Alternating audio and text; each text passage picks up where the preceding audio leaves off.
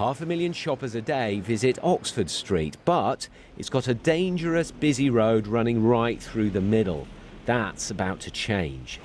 This debate about pedestrianisation has been going on for about 20 years, and Oxford Street does suffer from high levels of pollution and a high number of collisions. Now, though, all vehicles on this section are going to be banned. That includes buses, cabs and bicycles.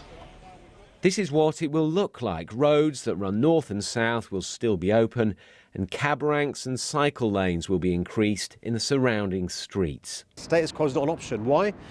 Because shops here are complaining about, customers leaving here to either shop on the internet or going to shopping malls. Residents here are complaining about the poor quality air. It's a killer.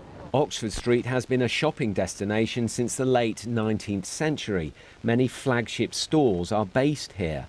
Initially, it'll be pedestrianised from Oxford Circus down to Selfridges, and Crossrail will totally change this area. We do need access for servicing. We have a lot of businesses, 300 stores along the street, offices. They need to have access perhaps at certain times of the day, in the evening, that we could service, and we don't want to push this problem into our neighbouring side streets. That's what some fear, that it'll just move the problems elsewhere. Pedestrianising it, no, I wouldn't agree with that. Work is pretty bad for us at the moment, and to lose Oxford Street would be terrible, All they're going to do is move pollution and congestion left and right.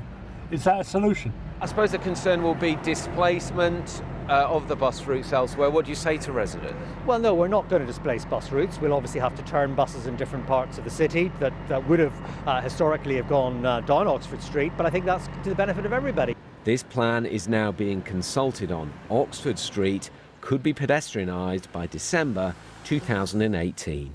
Tom Edwards, BBC London News.